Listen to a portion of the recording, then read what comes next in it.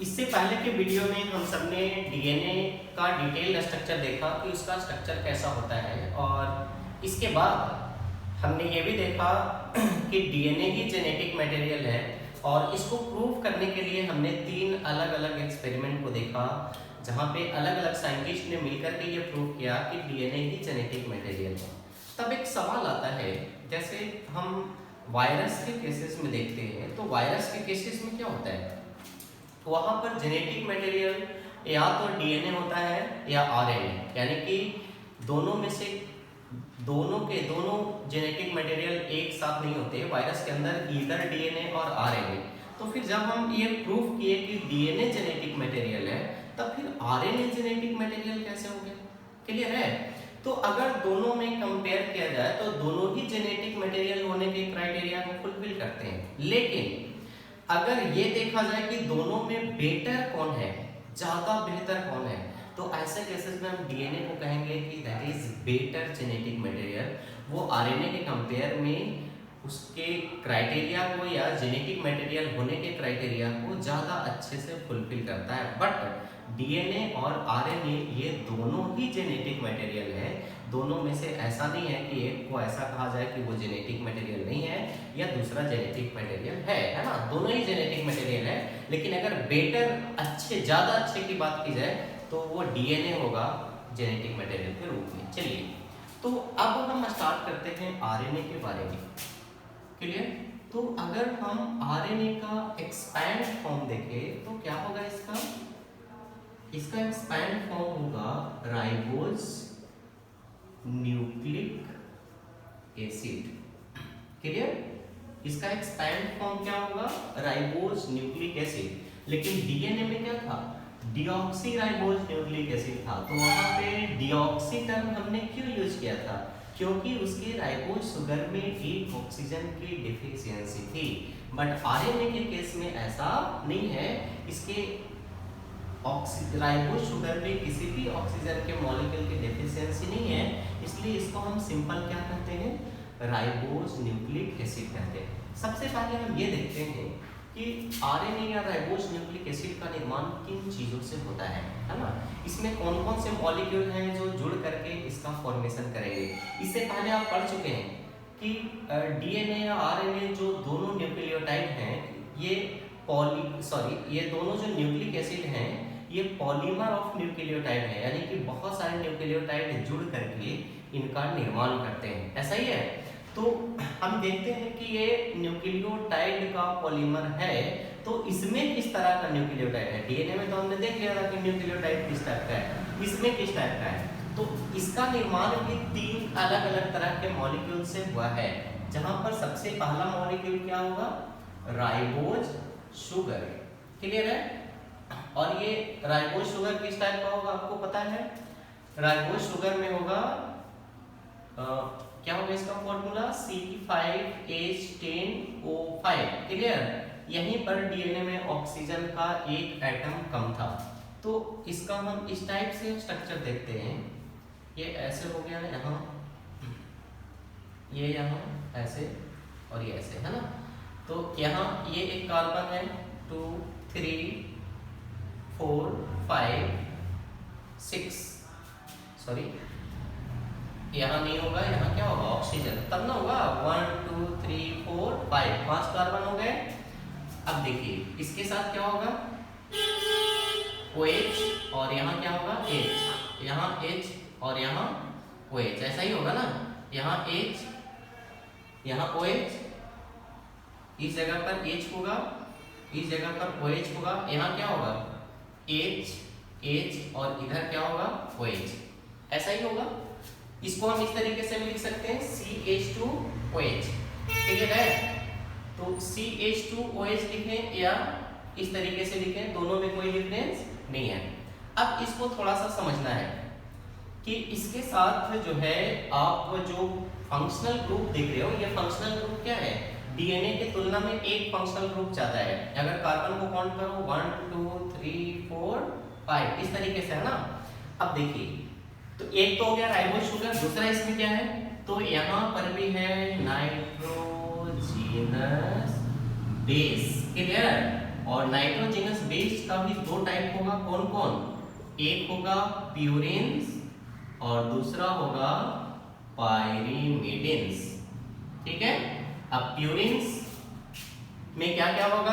Purine में adenine होगा और ग्वानाइन होगा। पायरिमिडिन्स में क्या होगा? थायमिन और साइटोसाइन। लेकिन यहाँ पर ध्यान रखना है, आरएनए के केस में यह थायमिन नहीं होता, इसकी जगह पर क्या होता है? यूरेसिल होता है ना। थायमिन के जगह पर क्या होता है? यूरेसिल।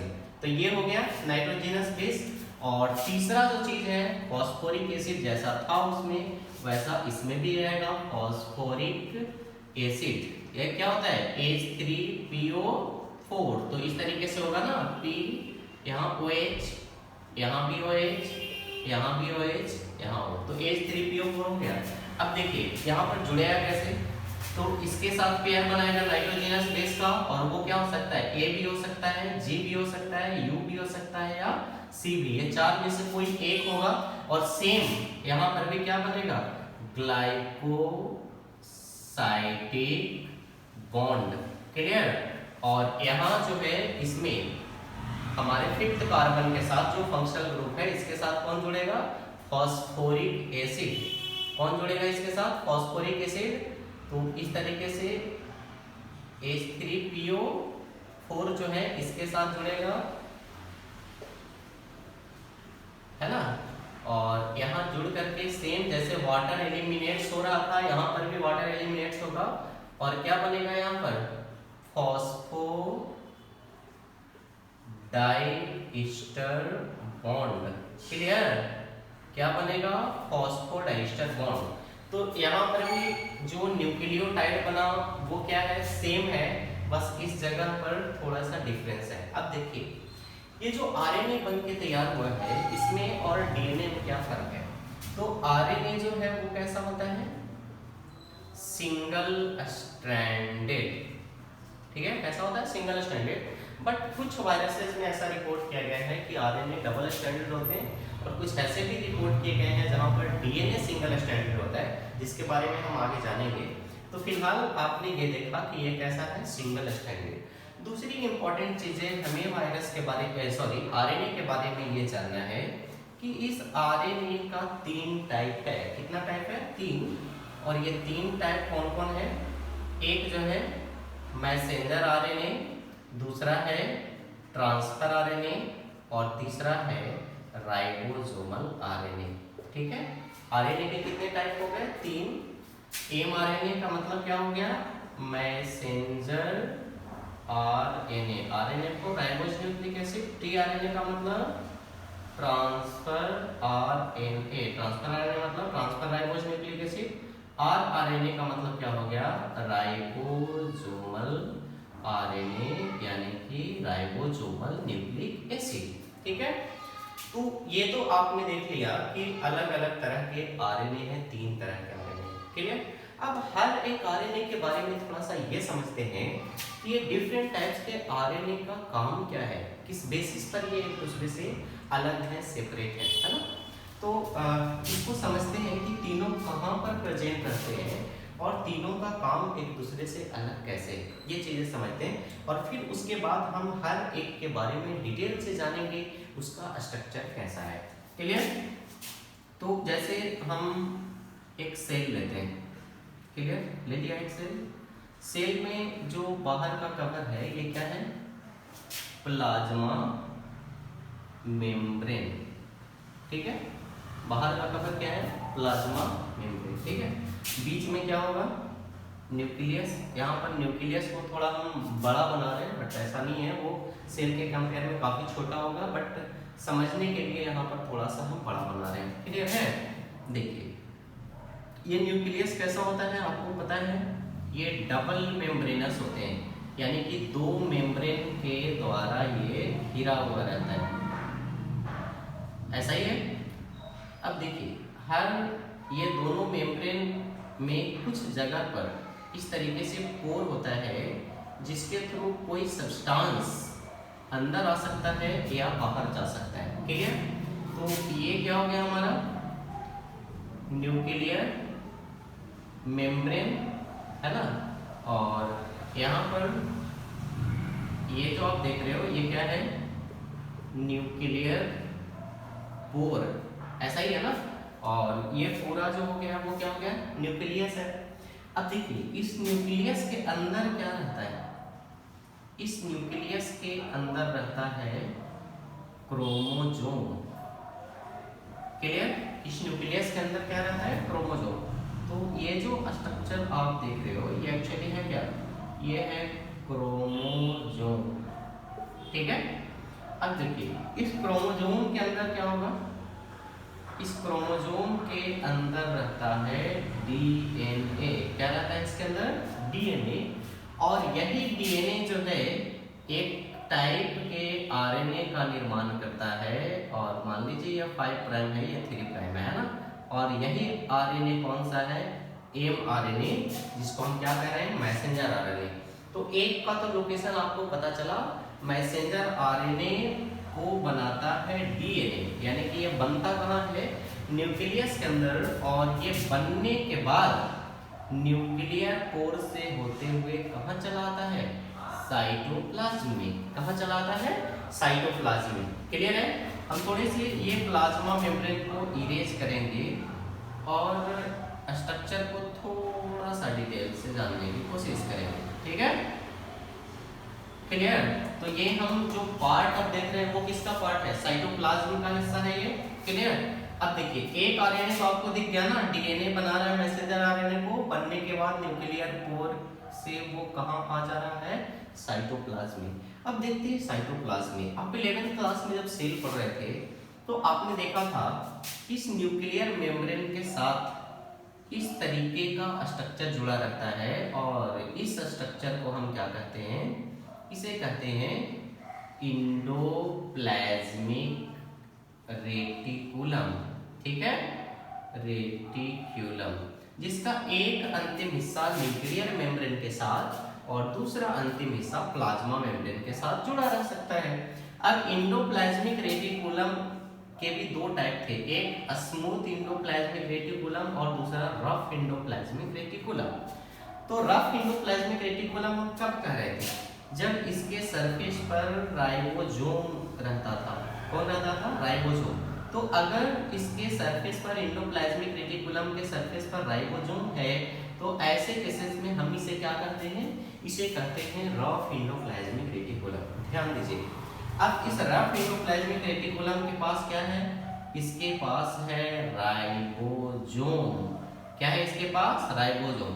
तो ध्यान दीजिए ये जो आप राइबोसोम देख रहे हो ना, इसी राइबोसोम के पास हमारा दूसरा आरएनए है। और वो कौन सा आरएनए है, आरआरएनए। तो दो आरएनए का लोकेशन आपको पता चला, एक डीएनए के द्वारा बन करके न्यूक्लियर पोर से बाहर साइटोप्लाज्म में आ गया और दूसरा कहाँ है, वो राइबोसोम के पास है। दोनों का लोकेशन दिख गया ना। चलिए अब तीसरा आरएनए को ढूंढते हैं कि वो तीसरा आरएनए कहाँ है। ये साइटोप्लाज्म के अंदर, साइटोप्लाज्म में 20 अलग अलग तरह के अमीनो एसिड होते हैं। कितने तरह के, 20 अलग अलग तरह के अमीनो एसिड।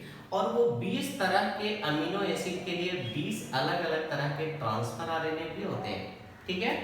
क्या होते हैं, ट्रांसफर आरएनए। तो एक्चुअली ट्रांसफर आरएनए जो है वो कहाँ है, साइटोप्लाज्म के अंदर है ना। ये ट्रांसफर आरएनए कहाँ है, साइटोप्लाज्म के अंदर है, साइटोप्लाज्म में है, सॉरी अंदर नहीं, साइटोप्लाज्म में है ना। ये 5 प्राइम, ये 3 प्राइम दिख रहा है। तो ये क्या हो गया हमारा, ट्रांसफर आरएनए। तो सेल में तीनों आरएनए कहाँ पर हैं, ये चीजें आपने देख लिया, तीनों का लोकेशन आपने देख लिया कि तीनों तरह के आरएनए कहाँ पर प्रेजेंट है। क्लियर। अब इसके बाद हम क्या देखेंगे, इसके बाद देखेंगे कि ये तीनों आरएनए का काम क्या है, इसका फंक्शन क्या है, ये क्या करते हैं सेल के अंदर, ये चीजें हम समझने की कोशिश करेंगे। तो देखिए इसको हम थोड़ा सा अभी समझते हैं, आगे ऐसे इसके बारे में डिटेल से जानना है, बट एक आइडिया यहाँ पर होना चाहिए ताकि आगे का कॉन्सेप्ट जो है वो क्लियरली समझ में आता रहे। तो थोड़ा सा समझते हैं कि ये तीनों क्या काम करते हैं, है ना। इधर इसको हम इरेज करते हैं और इसके बाद ये समझने की कोशिश करते हैं कि ये तीनों आरएनए का काम क्या है। क्लियर? ध्यान दीजिएगा। जैसे ये प्लाज्मा मेम्ब्रेन में जो राइबोसोम है, इस राइबोसोम को हम थोड़ा सा सेपरेट करते हैं तो आपको पता चलेगा ये राइबोसोम 2 सब यूनिट के मिलने से बना होता है। कितने सब यूनिट के मिलने से बना होता है? 2। ये दोनों जो सब यूनिट है वो किसका है? राइबोसोम का। और इसी राइबोसोम के साथ जुड़ा हुआ है राइबोसोमल आरएनए। इसमें क्या है? Ribosomal RNA. क्लियर है? अब देखिए, तो एक आरएनए मिल गया, काम भी बताएंगे आपको। जब ये मैसेंजर आरएनए साइटोप्लाज्म में आता है तो आने के बाद इसी 2 राइबोसोम के बीच में जुड़ जाता है। ठीक है, दोनों राइबोसोम के सब यूनिट के बीच में ये क्या होता है? जुड़ जाता है। जहां इसका एक हिस्सा है 5 प्राइम और दूसरा हिस्सा है 3 प्राइम, दोनों आ गए एक दूसरे के साथ। अब देखिए, ये जो ट्रांसफर आरएनए है, इसका जो 3 प्राइम एंड है, इसके साथ ये अमीनो एसिड को जोड़ लेता है। किसको जोड़ लेता है? अमीनो एसिड को। और अमीनो एसिड को ये ले करके इसी जगह पर चला आता है। तो यहाँ पर आ गया हमारा कौन? Transfer RNA. और ये किसको लेकर आया है? ये लेकर आया है अमीनो एसिड को। ठीक है, किसको लेकर आया है? ये अपने साथ जोड़ कर आया है। ये जोड़ा है अपने साथ अमीनो एसिड को। समझ में आ रहा है? तो यहाँ पर आप देख रहे हो कि तीनों आरएनए एक साथ आ गए, है ना। ये हमारा क्या हो गया? Messenger RNA. ये क्या हो गया? Transfer RNA. और ये क्या हो गया? Ribosomal RNA. तीनों आरएनए एक साथ आ गए। अब यार, एक साथ आकर के ये क्या काम कर रहे हैं, इसको समझना जरूरी है। एक साथ आकर ये कर क्या रहे हैं, है ना। तो एक्चुअली राइबोसोम जो है उसे हम कह सकते हैं it is factory of protein synthesis. यानी कि प्रोटीन को बनने के लिए, उसको बनाने के लिए ये फैक्ट्री है। मतलब राइबोसोम वो जगह है जहां पर प्रोटीन बनता है। क्लियर? तो प्रोटीन होता क्या है एक्चुअली? तो आपको पता है प्रोटीन अमीनो एसिड का चेन होता है ना। यहाँ पर बहुत सारे अमीनो एसिड जब एक दूसरे के साथ जुड़ते हैं तब उसके जुड़ने से ही क्या बनता है? प्रोटीन बनता है। जैसे मान लीजिए अमीनो एसिड 1 2 3 4, इस तरीके से जब बहुत सारा अमीनो एसिड एक दूसरे के साथ जुड़ता है तो उसके जुड़ने से बनता है प्रोटीन। क्लियर? तो ये राइबोसोम वही जगह है जहां पर प्रोटीन का फॉर्मेशन होता है। अब प्रोटीन बनने में तीनों ही पार्टिसिपेंट्स हैं, तीनों तरह के आरएनए जुड़ा हुआ है। ठीक है, तो ये राइबोसोमल आरएनए का काम क्या है? इसका मेन काम है राइबोसोम को बनाना जहां पर प्रोटीन बनेगा। तो मेन रोल है इसका राइबोसोमल आरएनए का प्रोटीन बनाने में। दूसरा, ट्रांसफर आरएनए का काम क्या है? तो आप देखिए, प्रोटीन बनने के लिए अमीनो एसिड का होना जरूरी है। तो बार बार अमीनो एसिड को लेकर कौन आएगा? Transfer RNA. तो ट्रांसफर आरएनए का काम क्या हुआ? It carry amino acid from cytoplasm to the site of protein synthesis. जहां प्रोटीन बनता है उस जगह पर ये अमीनो एसिड को लेकर के आता है। मैसेंजर आरएनए का काम क्या है? Messenger RNA contain information for protein synthesis. मतलब प्रोटीन कैसा बनना है इसका इंफॉर्मेशन किसके पास है? इसका इंफॉर्मेशन मैसेंजर आरएनए के पास है। क्योंकि मैसेंजर आरएनए आया कहां से है? डीएनए से, है ना। तो डीएनए जो है एक्चुअली उसके पास सारे इंफॉर्मेशन होते हैं कि कौन से कैरेक्टर को किस टाइप का होना चाहिए। लेकिन ये कैरेक्टर को डेवलप कैसे करता है? तो डीएनए अपने कैरेक्टर को डेवलप करने के लिए क्या करता है?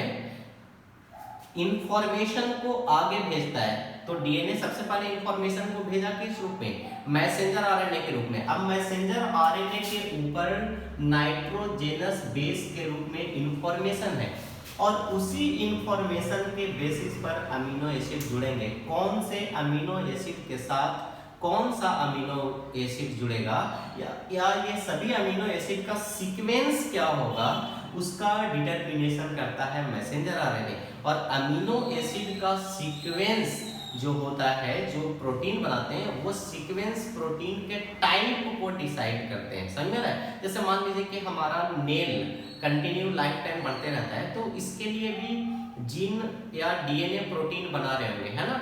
लेकिन इस प्रोटीन में भी वही सब अमीनो एसिड होंगे, लेकिन अमीनो एसिड का जो सीक्वेंस होगा वो क्या होगा, चेंज होगा।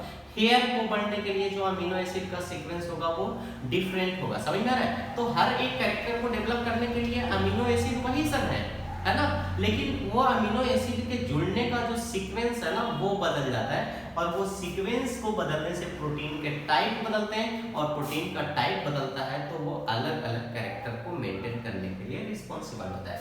तो ये तो आपने देख लिया एक आइडिया अलग अलग तरह के आरएनए के बारे में कि ये क्या काम कर रहा है ना। अब हम सारे आरएनए के बारे में, अलग अलग आरएनए के बारे में हम स्ट्रक्चर को देखते हैं कि इसका जो स्ट्रक्चर है वो किस तरीके का है ना। ये सारी चीजें हम समझने की कोशिश करते हैं। क्लियर? तो ध्यान देंगे हम बारी बारी से अलग अलग आरएनए के बारे में। सबसे पहले हम यहाँ पर स्टार्ट करेंगे एमआरएनए, जिसको हम लोग और क्या कहते हैं, जिसे कहते हैं मैसेंजर आरएनए। क्लियर है? तो सबसे पहले एमआरएनए का हम स्ट्रक्चर देखते हैं कि ये किस तरीके का है और ये कैसे काम करता है। ठीक है, ध्यान दीजिएगा। ये है हमारा एमआरएनए, या इसको क्या कह रहे हैं, मैसेंजर आरएनए, है ना। देखिए, इसको समझने के लिए इसको बनाया किसने था, डीएनए ने। तो हम डीएनए को देखते हैं। मान लीजिए ये डीएनए का डबल हेलिकल स्ट्रक्चर है। क्लियर? डीएनए का डबल हेलिकल स्ट्रक्चर है, दिख रहा है आपको? इसके बीच में क्या होगा आपको पता ही है, इसके बीच में होगा नाइट्रोजेनस बेस, यानी कि नाइट्रोजेनस बेस एक दूसरे के साथ पेयर बनाएंगे। तो मान लीजिए ये 3 प्राइम है और ये 5 प्राइम है, ये 5 प्राइम है और ये 3 प्राइम है। ठीक है, तो ये जो मैसेंजर आरएनए बनते हैं वो डीएनए के बीच में बनते हैं। कहाँ? डीएनए के दोनों हेलिक्स के बीच में, है ना।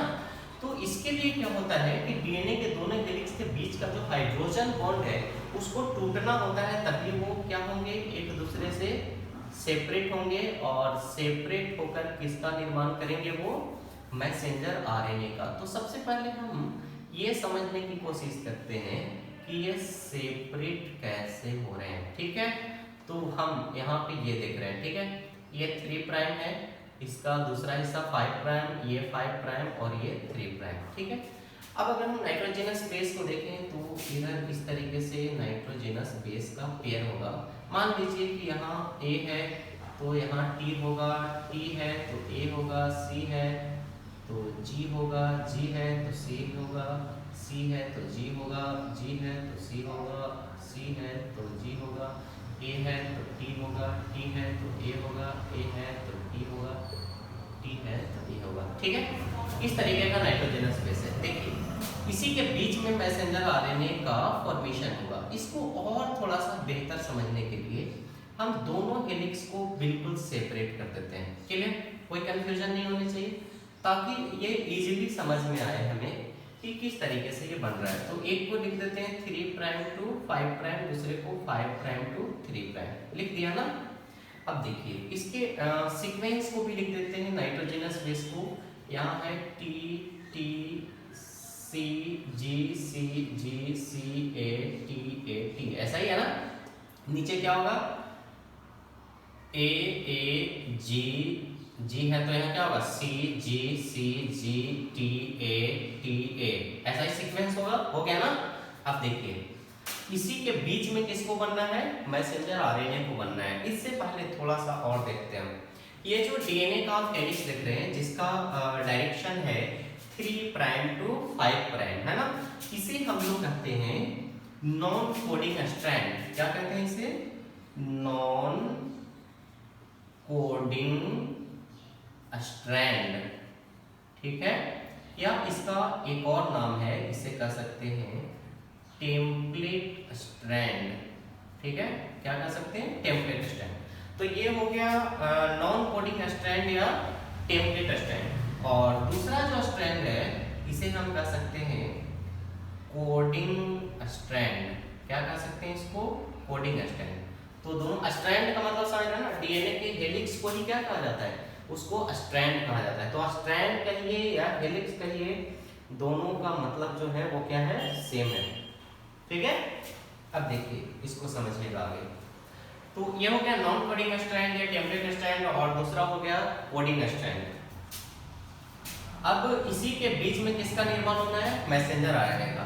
तो मैं आपको बता दूं, जो मैसेंजर आरएनए यहाँ बन के तैयार होगा ना, उसका डायरेक्शन होगा 5 प्राइम से 3 प्राइम। ठीक है, कैसा होगा? 5 प्राइम से 3 प्राइम। तो यहाँ पे कोडिंग स्ट्रैंड का भी डायरेक्शन क्या है? 5 प्राइम से 3 प्राइम। और जो मैसेंजर आरएनए बन के तैयार हो रहा है, इसका भी डायरेक्शन क्या है? 5 प्राइम से 3 प्राइम। ठीक है, तो कोडिंग स्ट्रैंड और मैसेंजर आरएनए जो बन के तैयार होता है, इसमें बहुत ज्यादा फर्क नहीं होता है, ये सेम होता है। फर्क सिर्फ होता है किसका? थायमिन और यूरेसिल का, क्योंकि डीएनए के हेलिक्स में थायमिन होगा और मैसेंजर आरएनए के केस में क्या होगा? यूरेसिल होगा। बस इतना ही का डिफरेंस है, बाकी कोई डिफरेंस नहीं है। चलिए देखिए, तो यहाँ पर कोडिंग स्ट्रैंड में ए है तो इसमें भी क्या होगा? ए होगा। इसमें ए है तो इसमें भी ए होगा। इसमें जी है, इसमें भी जी होगा। इसमें सी है, इसमें भी सी होगा। इसमें जी होगा, इसमें सी होगा, यहाँ पे जी होगा। यहाँ टी है तो यहाँ थायमिन नहीं होगा, इसकी जगह पे क्या होगा? यूरेसिल होगा। यहाँ एडेनाइन है तो यहाँ भी एडेनाइन होगा। थायमिन है तो यूरासिल होगा। एडेनाइन है तो एडेनाइन होगा। समझ में आया? तो इस तरीके से जो मैसेंजर आरएनए बन के तैयार होते हैं, उसके ऊपर जो सीक्वेंस होता है नाइट्रोजनस बेस का, वो सीक्वेंस बिल्कुल सेम होता है। किसके जैसा? कोडिंग स्ट्रैंड के जैसा, है ना? कोई चेंजिंग नहीं होता इसके सीक्वेंस में, ये बिल्कुल सेम होता है। अब देखिए, ये मैसेंजर आरएनए बन गए, लेकिन यहाँ पर ध्यान देना है, अभी जो मैसेंजर आरएनए बनकर तैयार हुआ है उसे हम मैसेंजर आरएनए नहीं कहते हैं, इसे क्या कहते हैं? HN RNA. और एचएन आरएनए का मतलब क्या होता है? Heteronuclear RNA. क्या होता है इसका मतलब? Heteronuclear RNA. तो newly synthesised RNA will be called as heteronuclear RNA. क्यों कहेंगे न्यूली सिंथेसाइज्ड आरएनए को हेट्रोन्यूक्लियर आरएनए? हेट्रो का मतलब क्या होता है? आप बताइए। डिफरेंट टाइप्स का। और होमो का मतलब क्या होता है? सेम टाइप का। तो यहाँ पर डिफरेंस क्या है या डिफरेंट टाइप की चीजें क्या है, ये समझना बेहद जरूरी है ना? तो देखते हैं, पहले उसको हम यहाँ से बाहर निकालते हैं और उसको डिटेल से समझने की कोशिश करते हैं। ठीक है, तो इसको हम थोड़ा सा ना स्ट्रक्चर और सिंपल फॉर्म में बनाते हैं ताकि आपको बेहतर समझ में आए। क्लियर? तो ये जो हमने बाहर निकाला, ये है 5 प्राइम से 3 प्राइम डायरेक्शन में, और ये क्या है? HN RNA. और एचएन आरएनए का मतलब आप समझ चुके हो, हेट्रोन्यूक्लियर आरएनए, यानी कि डीएनए में जो बिल्कुल नया आरएनए बन के तैयार होता है, उसके लिए हम टर्म यूज करते हैं हेट्रोन्यूक्लियर आरएनए। क्लियर है? अब देखिए और आगे समझते हैं। इसको हेट्रोन्यूक्लियर आरएनए इसलिए कह रहे हैं क्योंकि इसके पास जो नाइट्रोजनस बेस का सीक्वेंस है, दिख रहा है आपको नाइट्रोजनस बेस का सीक्वेंस? अभी यहाँ पे मैंने नहीं लिखा है, बट आप मान लीजिए कि इस पे नाइट्रोजनस बेस का सीक्वेंस है ना? तो ये नाइट्रोजनस बेस के सीक्वेंस के रूप में क्या है? नाइट्रोजनस बेस के सीक्वेंस के रूप में इंफॉर्मेशन है कि प्रोटीन कैसा बनना है। और ये इंफॉर्मेशन कहाँ से आया है? ये इंफॉर्मेशन डीएनए के पास से आया है। कहाँ से आया है? डीएनए के पास से। तो एचएनआरएनए ने डीएनए के पास से इंफॉर्मेशन लेकर आया है कि प्रोटीन कैसा बनेगा। लेकिन इसने एक बहुत बड़ा मिस्टेक किया, वो ये किया कि सही इंफॉर्मेशन के साथ साथ कुछ गलत इंफॉर्मेशन भी साथ में ले आया। अब गलत इंफॉर्मेशन का मतलब क्या है? इसका मतलब यह है कि इसके ऊपर कुछ ऐसे न्यूक्लियोटाइड हैं जिसकी जरूरत नहीं है प्रोटीन बनने में, यानी कि वो गलत इंफॉर्मेशन के रूप में है। तो ये जरूरी है कि वो गलत इंफॉर्मेशन के रूप में जो नाइट्रोजनस बेस है उसको यहाँ से हटना पड़ेगा। क्लियर है? जब तक वो गलत इंफॉर्मेशन कंटेनिंग नाइट्रोजनस बेस हटेगा नहीं, रिमूव नहीं होगा, तब तक सही प्रोटीन का फॉर्मेशन नहीं होगा। तो इस HLRNA में दो तरह के पार्ट हो गए, एक वैसे न्यूक्लियोटाइड जिसकी जरूरत है प्रोटीन बनने में, यानी कि जो सही इंफॉर्मेशन कंटेन कर रहा है प्रोटीन बनने के लिए, और दूसरा ऐसे न्यूक्लियोटाइड है जो गलत इंफॉर्मेशन कंटेन कर रहा है प्रोटीन को बनने के लिए। तो ये दोनों तरह के इंफॉर्मेशन होने की वजह से हम इसे क्या कह रहे हैं, HNRNA यानी कि हेटेरोन्यूक्लियर RNA। क्लियर है? तो थोड़ा सा इसको और समझने की कोशिश करते हैं। तो HNRNA में कितने तरह के पार्ट हो गए, दो तरह के। एक पार्ट ऐसा है जिसमें प्रोटीन को बनने के लिए सही इंफॉर्मेशन है, और दूसरे पार्ट ऐसे हैं जिसमें सही इंफॉर्मेशन नहीं है। अब देखिए, जिसमें सही इंफॉर्मेशन है प्रोटीन को बनने के लिए या सही नाइट्रोजनस बेस है, उसे हम एक्सॉन कहेंगे। क्या कहेंगे उसे? एक्सॉन। और जिसमें गलत इंफॉर्मेशन है उसे हम कहेंगे इंट्रॉन। क्या कहेंगे उसे? इंट्रॉन। तो यहाँ पर ध्यान दीजिए, ये जो ब्लैंक्स आपको दिख रहा है खाली, इसे हम कह सकते हैं कि ये है इंट्रॉन। क्या है ये? इंट्रॉन। इंट्रॉन का मतलब इसमें नॉन कोडिंग पार्ट है। क्या है? नॉन कोडिंग, यानी कि वैसे नाइट्रोजनस बेस हैं जिसकी जरूरत प्रोटीन बनने के लिए नहीं है, या फिर इसके पास गलत इंफॉर्मेशन है प्रोटीन बनने का। ठीक है? और दूसरा जो पार्ट आप यहाँ पे कलर किया हुआ देख रहे हैं, ये पार्ट क्या है? इसको कहते हैं एक्सॉन। और एक्सॉन में क्या है? इसमें कोडिंग पार्ट है, मतलब वैसे न्यूक्लियोटाइड हैं जो ये डिसाइड करेंगे कि प्रोटीन कैसा बनना चाहिए। तो ये दो तरह के पार्ट आपने देख लिया, एक्सॉन और इंट्रॉन, है ना। इसको हम इस तरीके से अलग अलग लेवल करते हैं। जैसे मान लीजिए ये इंट्रॉन 1 है, ये इंट्रॉन 2 है, ये इंट्रॉन 3 है, ये इंट्रॉन 4 है, ये इंट्रॉन 5 है ना। इसी तरीके से हम एक्सॉन को देखते हैं, तो ये एक्सॉन 1 है, एक्सॉन 2 है, एक्सॉन 3 है, एक्सॉन 4 है, एक्सॉन 5 है। ठीक है? तो ये दोनों पार्ट्स हो गए। लेकिन यहाँ पर इम्पोर्टेंट क्या है? इम्पोर्टेंट ये है कि जिस न्यूक्लियोटाइड, जिस नाइट्रोजनस बेस की हमें जरूरत नहीं है, उसे यहाँ से रिमूव करना पड़ेगा, नहीं तो गलत इंफॉर्मेशन की वजह से सही प्रोटीन नहीं बन पाएंगे, है ना। तो इसको रिमूव करने के लिए क्या होता है, इसको समझिए। रिमूव करने के लिए यहाँ पर एक एंजाइम मदद करता है, और उस एंजाइम को कहते हैं इंडोन्यूक्लियेज। क्या कहते हैं उस एंजाइम को? इंडोन्यूक्लियेज, है ना। इस इंडोन्यूक्लियेज एंजाइम के हेल्प से एक प्रोसेस होता है, और उस प्रोसेस को कहते हैं स्प्लिसिंग। ध्यान दीजिएगा, इंडोन्यूक्लियेज एंजाइम के हेल्प से क्या होता है? स्प्लिसिंग होता है। और स्प्लिसिंग का मतलब क्या? स्प्लिट से बना है स्प्लिसिंग। स्प्लिट का मतलब होता है टूटना, बिखरना। तो स्प्लिसिंग का मतलब भी वही हो रहा है। यहाँ पर जो है क्या हो रहा है, तो एक्सॉन अलग हो जा रहे हैं और इंट्रॉन अलग हो जा रहे हैं। क्लियर? तो यहाँ पर एक्सॉन और इंट्रॉन जो एक दूसरे के साथ जुड़े हुए थे, वे एक दूसरे से क्या हो गए? सेपरेट हो गए, यानी कि अलग हो गए। क्लियर? एक्सॉन और इंट्रॉन एक दूसरे से क्या हो गए? अलग हो गए। अब देखिए, सिर्फ अलग होने से काम नहीं चलेगा, यहाँ पर जो जरूरत का नाइट्रोजनस बेस था उसे आपस में जुड़ना भी जरूरी है। तो यहाँ पर एक और एंजाइम आता है, और इस एंजाइम को कहते हैं लाइगेज। क्या कहते हैं इस एंजाइम को? लाइगेज, है ना। और लाइगेज क्या करता है? सारे एक्सॉन को एक दूसरे के साथ जोड़ देता है ना। तो इस तरीके से मानिए यहाँ पर ये एक्सॉन फर्स्ट है, ये एक्सॉन सेकंड है, ये एक्सॉन थर्ड है, ये एक्सॉन 4 है, ये एक्सॉन 5 है। यानी कि सारे एक्सॉन को एक दूसरे के साथ क्या किया? इसने जोड़ दिया।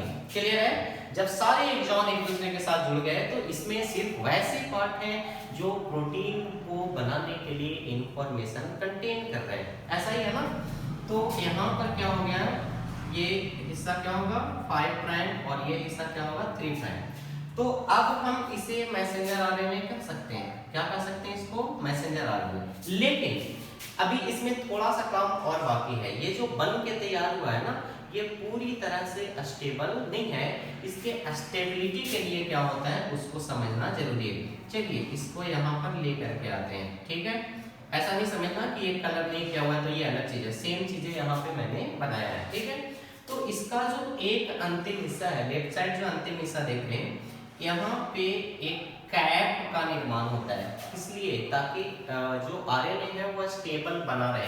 और इस कैप में क्या होता है बाबू, इस कैप में होता है मिथाइलेटेड गुआनाइन। क्या होता है, मिथाइलेटेड गुआनाइन, ठीक है। तो आप कह सकती हो कि मैसेंजर आरएनए में कैप होता है और वो कैप किस चीज का होता है, मिथाइलेटेड गुआनाइन का। और इसमें टेल भी होता है, और टेल में क्या होता है तो पॉलीएडिनाइन होता है। क्या होता है इसमें, पॉलीएडिनाइन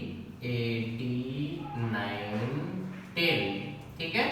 इसमें हो गया हमारा पॉलीएडिनाइन टेल और मिथाइलेटेड गुआनाइन, ठीक है। अब ये मैसेंजर आरएनए बनके तैयार हुआ है। देखिए इस मैसेंजर आरएनए में शुरुआत में जो कोडोन होते हैं, कोडोन आप समझते हैं ना, जहां पर 3 नाइट्रोजेनस बेस एक ग्रुप बनाते हैं मिलकर, तो उस ग्रुप को कहा जाता है कोडोन, और वो कोड करता है एक अमाइनो एसिड को, ठीक है। तो यहाँ शुरुआत में जो कोडोन होगा इसको हम क्या कहेंगे, इस कोडोन को कहेंगे स्टार्टर कोडोन। क्या कहेंगे इसे, स्टार्टर कोडोन। क्यों कहेंगे स्टार्टर कोडोन, क्योंकि इस जगह पर जो कोडोन होगा वो प्रोटीन के बनने के प्रोसेस को शुरू करेगा। क्लियर, इस जगह पर जो कोडोन होगा वो क्या करेगा, प्रोटीन के बनने के प्रोसेस को शुरू करेगा, इसलिए उसको क्या कहेंगे, स्टार्टर कोडोन कहेंगे। और लास्ट में जो कोडोन होगा ना, इसको क्या कहेंगे, इसे कहेंगे टर्मिनेशन कोडोन, टर्मिनेशन कोडोन, या इसको क्या कर सकते हैं, स्टॉप कोडोन। और ये क्या करेगा, ये प्रोटीन के बनने के प्रोसेस को बंद करेगा। सही है, तो एक जो है प्रोटीन के बनने के प्रोसेस को शुरू कर रहा है और दूसरा प्रोटीन के बनने के प्रोसेस को बंद कर रहा है। क्लियर है, अब ध्यान दीजिए। तो ये तो आपने देख लिया स्ट्रक्चर किसका, मैसेंजर आरएनए का। क्लियर है ना। अब देखिए ये मैसेंजर आरएनए जो है ये टोटल आरएनए का लगभग 5% पार्ट होता है। कितना, टोटल आरएनए का 5%। जैसे सेल के अंदर 3 तरह के आरएनए है ना, ट्रांसफर आरएनए, मैसेंजर आरएनए और राइबोसोमल आरएनए। तो ये टोटल जो आरएनए का कंटेंट है उसमें 5% क्या होता है, मैसेंजर आरएनए। बाकी जो 95% होते हैं वो क्या होते हैं, वो ट्रांसफर आरएनए और राइबोसोमल आरएनए को मिलाकर होते हैं, है ना। तो उसको भी देखते हैं कि उनका परसेंटेज क्या है। उससे पहले हम वो दोनों आरएनए के भी स्ट्रक्चर को जानने की कोशिश करते हैं। तो ये क्लियर हो रहा है, याद हो जाएगा, ये चीजें समझ में आ रही है।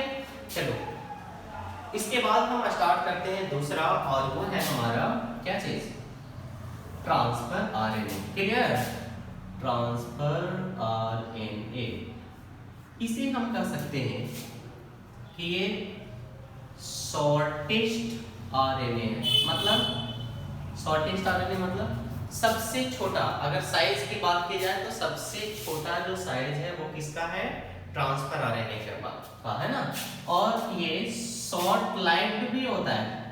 शॉर्ट लाइव्ड मतलब ये कुछ ही समय के लिए जिंदा रहता है ना। और इसको सोल्यूबल आरएनए भी कहते हैं। सोल्यूबल आरएनए क्यों कहते हैं, क्योंकि 1 मोल सोडियम क्लोराइड में ये डिजॉल्व हो जाता है, घुल जाता है। इसकी वजह से इसको हम क्या कहते हैं, इसे सोल्यूबल आरएनए भी कहते हैं। ठीक है, इसका काम क्या है ये तो आपको पता ही चल गया। साइटोप्लाज्म से अमीनो एसिड को कैरी करके राइबोसोम तक लाता है जहां प्रोटीन का निर्माण होता है। अब इसका स्ट्रक्चर की बात करें तो इसका जो स्ट्रक्चर होता है क्लोवर लीफ के जैसा होता है। क्लोवर एक प्लांट है जिसका लीफ का जो शेप होता है उसी के जैसा ट्रांसफर आरएनए का स्ट्रक्चर होता है ना। अब थोड़ा सा इसके को हम समझने की कोशिश करते हैं, देखते हैं कि इसका स्ट्रक्चर किस टाइप का है। चलिए, तो स्टार्ट हो रहा है तो ये किससे होगा, 5 प्राइम से स्टार्ट होगा ना।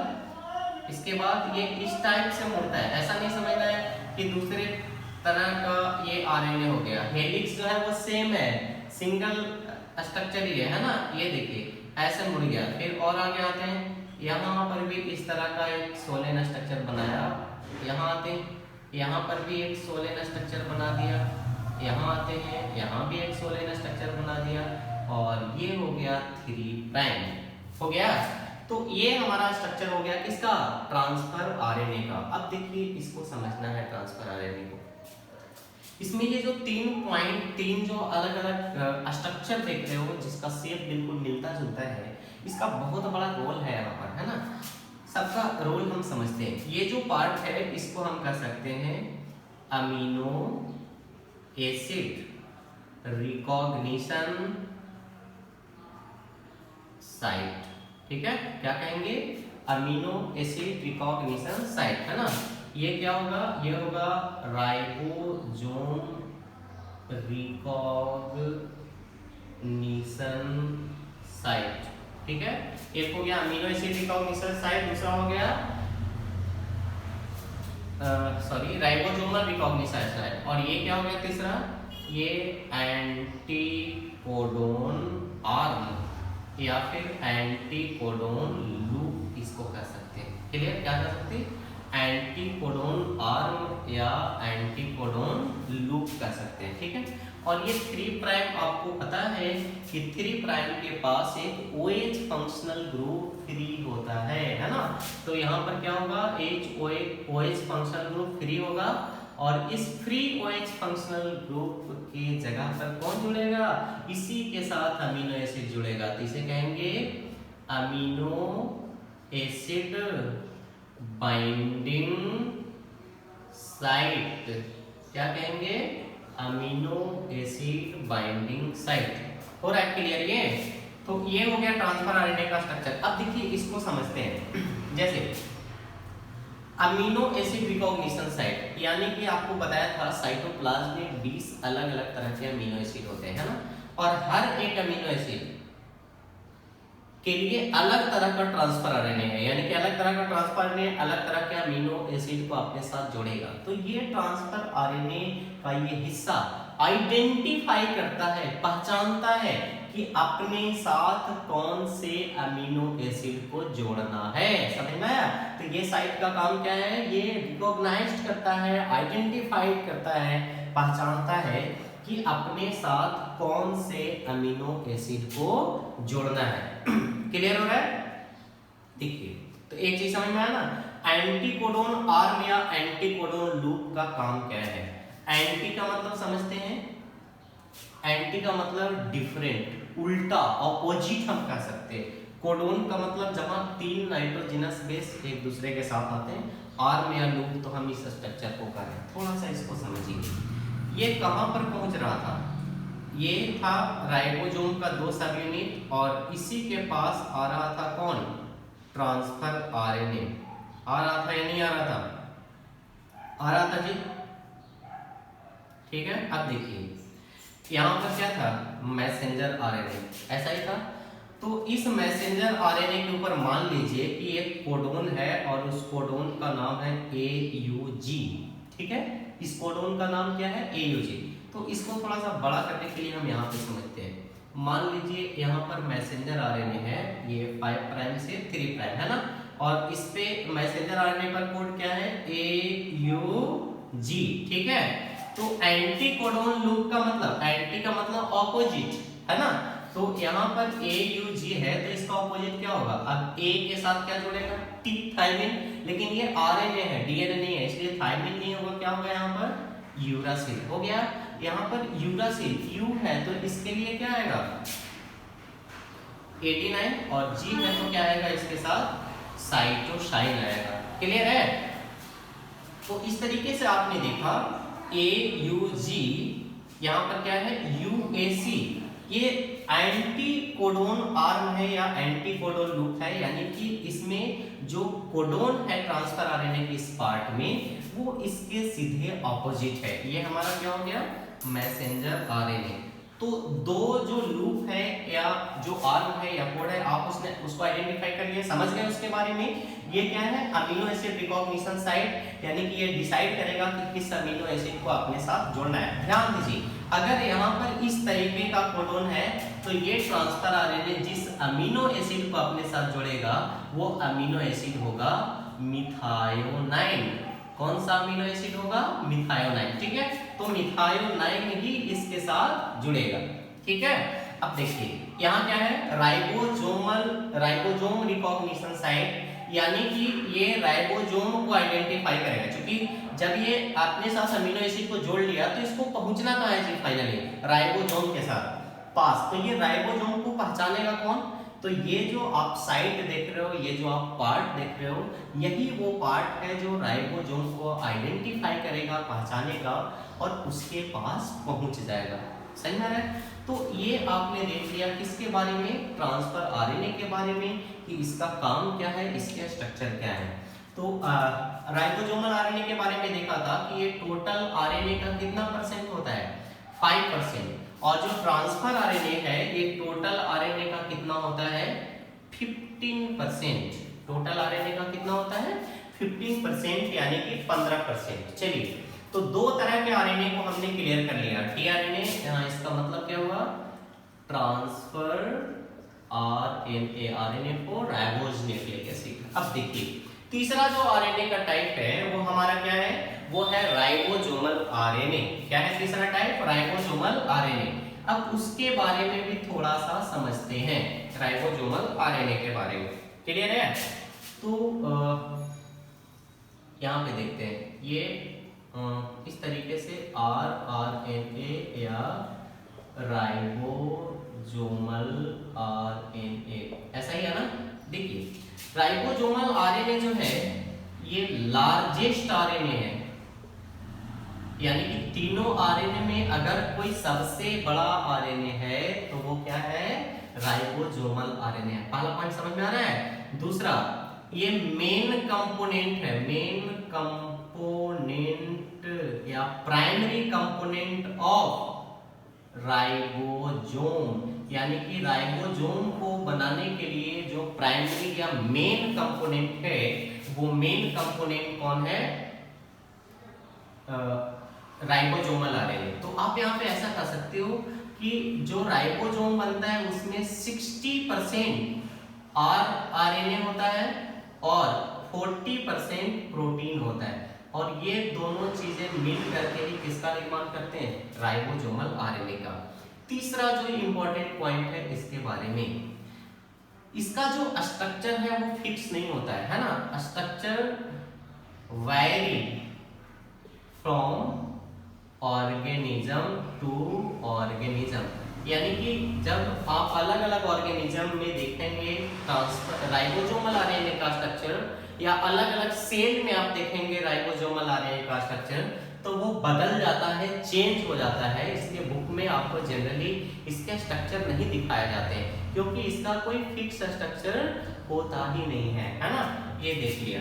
चलिए इसके बाद और आगे समझते हैं इसका मेन रोल क्या है, मेन काम है इसका प्रोटीन सिंथेसिस। ठीक है, एक बार फिर से हम सबसे पहले मैसेंजर आरएनए के बारे में जानेंगे। इसका काम क्या है, ये डीएनए से इंफॉर्मेशन को लेकर के आता है, जिस इंफॉर्मेशन के बेसिस पर प्रोटीन का निर्माण होगा। ट्रांसफर आरएनए का काम क्या है, ट्रांसफर आरएनए अमीनो एसिड को अपने साथ जोड़ता है और राइबोसोम तक लेकर आता है, जहां वो अमीनो एसिड आपस में जुड़कर प्रोटीन का निर्माण करते हैं। राइबोसोमल आरएनए ये सबसे लार्जेस्ट आरएनए है, ये राइबोसोम को बनाने के लिए प्राइमरी कंपोनेंट है। इस 60% राइबोसोमल आरएनए और 40% प्रोटीन मिल करके किसका निर्माण करते हैं, राइबोसोमल आरएनए का। इसका structure organism to organism vary करते रहता है, चेंज होते रहता है, बदलते रहता है ना। और इनका जो मेन काम है वो क्या है, प्रोटीन सिंथेसिस। ये देख लिया। अब देखिए मैसेंजर आरएनए टोटल आरएनए का 5% था, ये टोटल आरएनए का 15% होता है, और राइबोसोमल आरएनए टोटल आरएनए का 80% पार्ट होता है। याद हो जाएगा ये तीनों। मैसेंजर आरएनए कितना परसेंट? 5%, ट्रांसफर आरएनए कितना परसेंट? 15%, और राइबोसोमल आरएनए कितना परसेंट? 80%। तो ये देखा आपने आरएनए के बारे में डिटेल से, आरएनए के तीनों टाइप्स, तीनों का स्ट्रक्चर क्या है, तीनों का फंक्शन क्या है, ये सारी चीजें। इसके बाद के वीडियो में हम देखते हैं कि डीएनए और आरएनए एक दूसरे से डिफरेंट कैसे हैं, एक दूसरे से भिन्न कैसे हैं।